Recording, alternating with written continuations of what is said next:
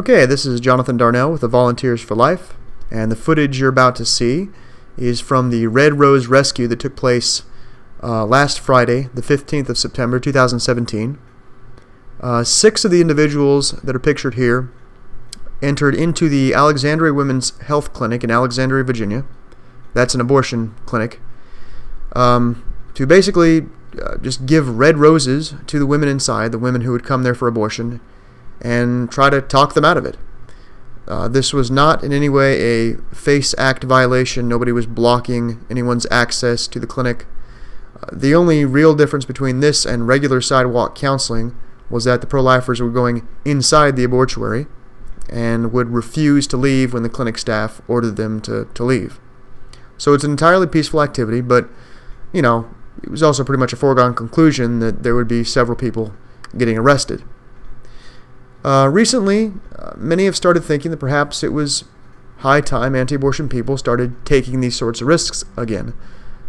There haven't been any sort of rescues, for the most part, for a long time in the United States.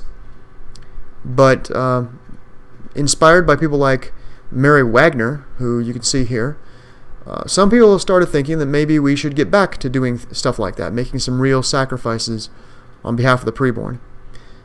Mary herself has been counseling inside abortion centers and getting arrested for it for years now, and the Red Rose Rescue is essentially based on the type of things she would do inside the centers.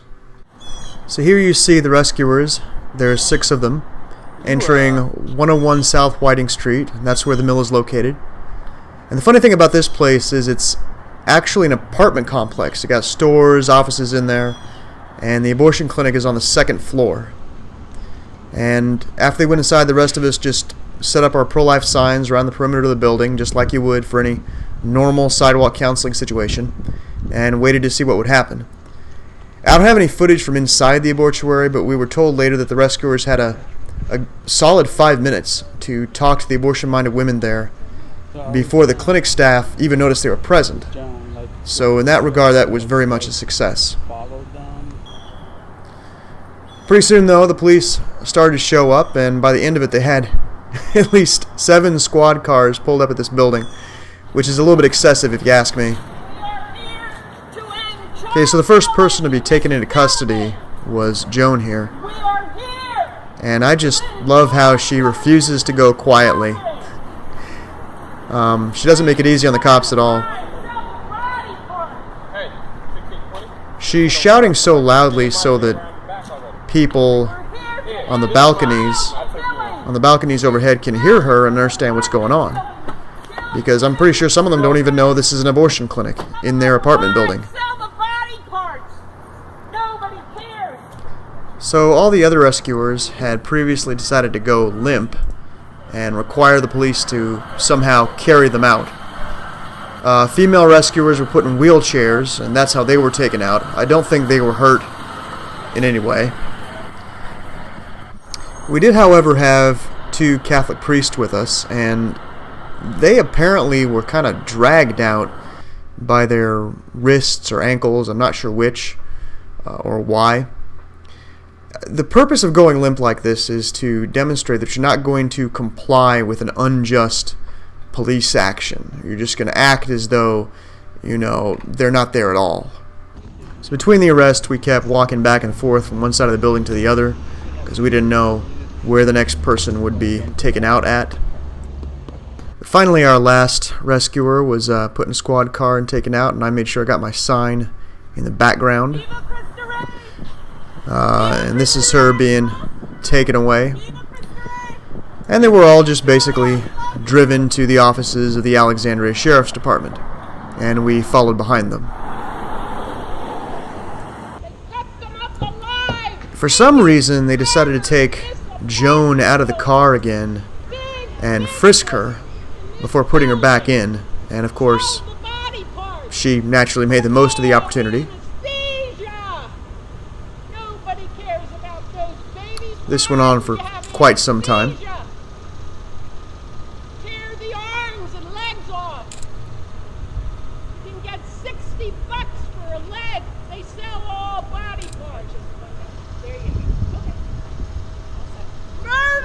She's a feisty old lady. You got to admire her a lot. Innocent babies murdered in this apartment building. And in some ways, I pity the cops that have to do this, but then again, I mean, by following orders, they're basically assisting in the murder of innocent people. And I don't think that's something that we should just give them a pass on. So about 6 hours later, everyone was released, and there were no bodily injuries suffered as far as I know, and the charges, I think, were pretty minimal. And good news, there may have been up to 3 women who actually chose life for their babies due to what these people did, so praise God for that.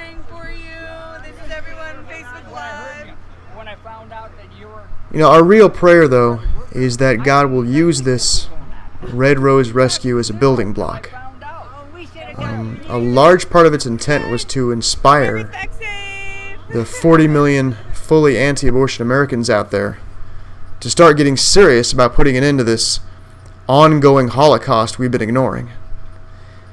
Before we end abortion, there's going to be a time when very large sacrifices are going to be demanded of a lot of us, and we may start by taking baby steps, but eventually we need to learn to walk and eventually to run. So, again, my prayer is that the end of this first Red Rose Rescue is really the beginning of a whole new phase in this movement and the beginning of the end of abortion. Hey, if you want to learn more about anti-abortion advocacy in the D.C. area, please check out the D.C. Area Anti-Abortion Advocacy Facebook page or YouTube channel. Contact us at the information that you saw just a minute ago there, or check out some of the videos you see here.